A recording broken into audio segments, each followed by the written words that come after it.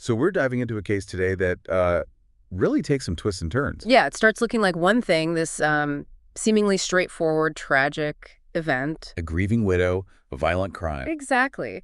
But it unravels into something, well, much darker and more complex. We're looking at the murder of Jamie Faith back in October 2020. Okay, so set the scene for us. What was the initial story? The initial story came from Jennifer Faith, Jamie's wife.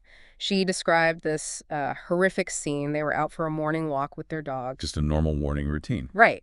And suddenly this attacker appears. Masked man shoots Jamie multiple times. And then attacks her. Yes, she said he attacked her, bound her hands with duct tape, and then fled. She even gave specific details like the gun was silver and the attacker wore a bright blue surgical mask. Those are very specific details. They are. And in the immediate aftermath, Jennifer really played the part of the heartbroken widow. She did interviews, right? Tearful appeals on the news. Absolutely. Very emotional pleas for help finding her husband's killer. There was also a GoFundMe set up. Oh, yeah. How did that do? It did very well, raised nearly $100,000. It really reinforced this image of a devastated wife desperate for answers. So everything pointed towards this random, tragic act of violence. But then something shifted. It did. Often it's a small detail, in this case, a witness. Someone actually managed to get a photo of the attacker's truck as it was leaving the scene. Okay, that's a huge break. Did it have a license plate? No, the plate was missing, which is, pretty common if someone's trying to avoid detection. Right. But the photo caught something else, a really distinctive detail.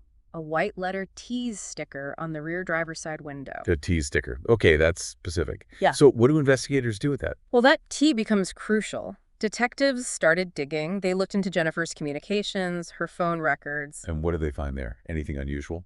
They found older messages hinting at, let's call it a significant emotional connection, maybe an emotional affair, with a man named Darren Lopez. Darren Lopez. And who was he? He was an old friend from high school, apparently. A former military guy. Army Special Forces, actually. Right. Multiple tours in Iraq. Yeah. And significantly, he had suffered a traumatic brain injury, a TBI, during his service. Okay, so there's this connection she maybe hadn't fully disclosed. How does that link back to the truck with the T sticker? That's the next step. Investigators ran Darren Lopez's name through DMV records. Bingo. He owned a black Nissan Titan pickup truck, matching the general description from the scene. Wow. Okay, so Lopez owns a truck like the one seen fleeing. That's a major lead. A huge lead. But they needed confirmation. They needed to see the truck, see if it had that specific T sticker. How did they manage that? Did they stake out his place? They got creative. They used a drone, flew it over his property in Cumberland Furnace, Tennessee. And they saw it. They did. There it was. Black pickup truck parked right there with that distinctive white T on the back window. Okay, so that's visual confirmation. That must have been enough for a warrant. Absolutely. That gave them the probable cause they needed. They got a search warrant for Darren Lopez's home. What did they find inside? Did it connect him directly to the murder scene? It really did. Inside the house, they found... Well, first they found a blue surgical mask, just like the one Jennifer had described the shooter wearing. The bright blue one. The very same. And even more damning, they found the gun. Ballistics later confirmed it was the weapon used to kill Jamie Faith. Wow. Mask and murder weapon. That's pretty conclusive. It's incredibly strong evidence, yes, pointing directly at Darren Lopez. So what happened when they confronted Lopez? Did he talk? They brought him in for questioning, but as soon as they started, he requested a lawyer, didn't say anything else. Invoked his right to remain silent. Exactly. So based on the evidence from the search, the mask, the gun, the truck, he was arrested and charged with first-degree murder. Okay, so the shooter is seemingly caught. Case closed. Or not quite. Well, you'd think so. They have the guy who pulled the trigger, strong evidence. But the lead detective, something still didn't sit right. About Jennifer's story. Yeah. There were still nagging questions, maybe inconsistencies when you put everything together.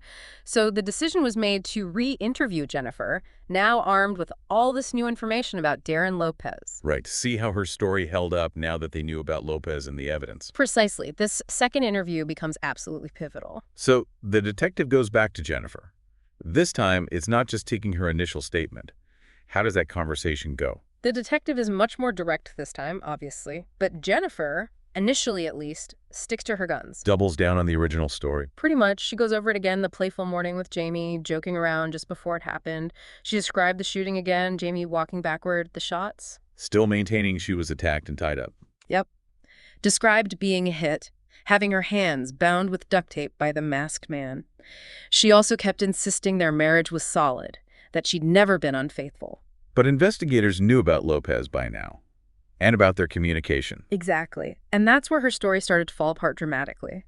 Investigators had uncovered the sheer volume of their contact. How much are we talking? It was staggering. Over 24,000 text messages between Jennifer and Darren in just the few months leading up to Jamie's murder.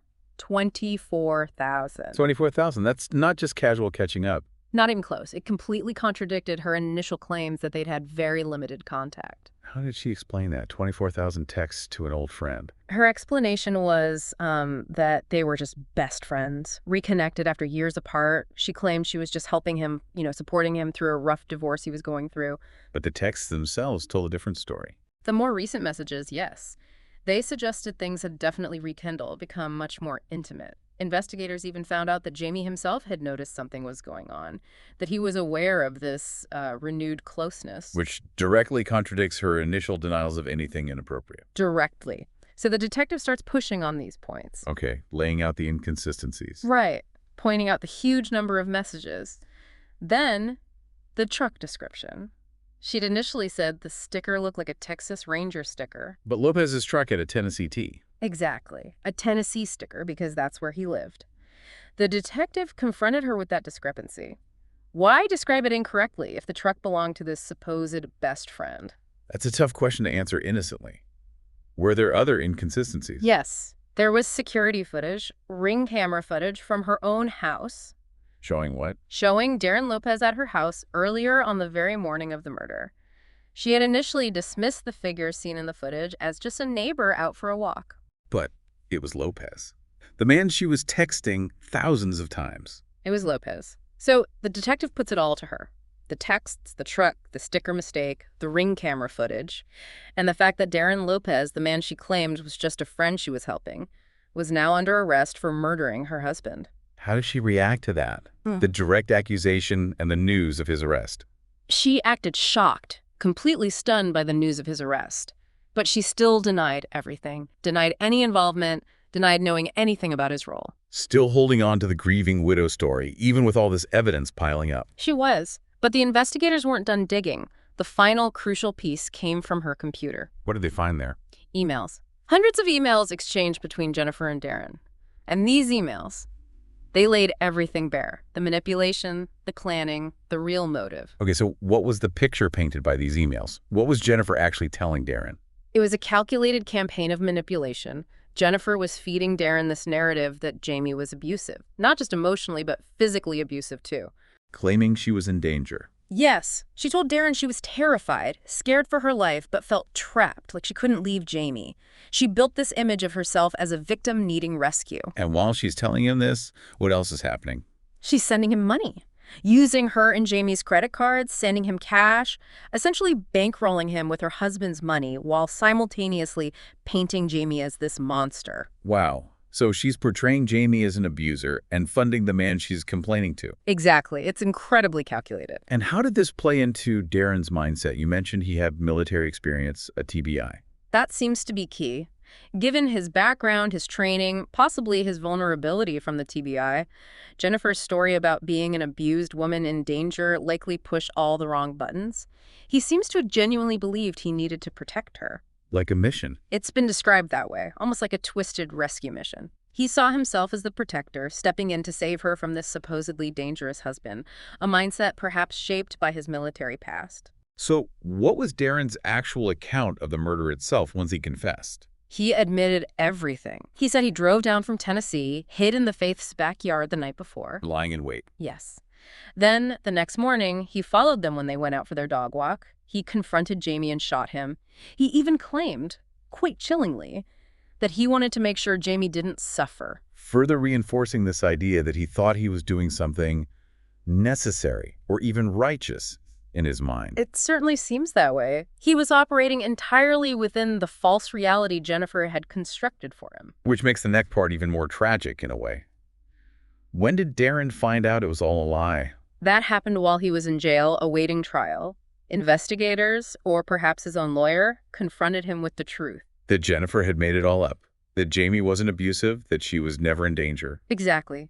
That he'd been completely manipulated. That the entire basis for his rescue mission was a fabrication by Jennifer. How did he take that? Reports say he was absolutely devastated, shattered, realizing he'd thrown his life away and taken someone else's based on lies. And learning the truth prompted him to cooperate fully. Yes.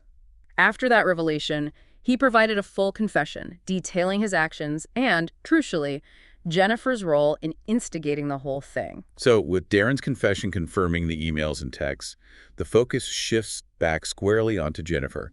What happened with her charges? Initially, she might have only faced charges like tampering with evidence for deleting texts, but with Darren's confession and all the corroborating evidence of her manipulation, the charges were upgraded significantly. Murder for hire, solicitation of capital murder. The prosecution argued she had orchestrated the entire event, manipulating Darren into killing Jamie for her, likely for insurance money and freedom, although the exact why beyond escaping the marriage she claimed to hate remains complex. So, two people caught in this web of lies and manipulation. What were the final outcomes in court? Darren Lopez, the man who pulled the trigger but under extreme manipulation, pleaded guilty and was sentenced to 60 years in prison. A long time. And Jennifer Faith also eventually pleaded guilty. She received the maximum possible sentence, life in prison without the possibility of parole. Life without parole. So, justice served in the legal sense. Legally, yes. Both held accountable for their roles, though the dynamics are so complex. It really makes you think, doesn't it? About the power of manipulation, how lies can just spiral with such devastating results.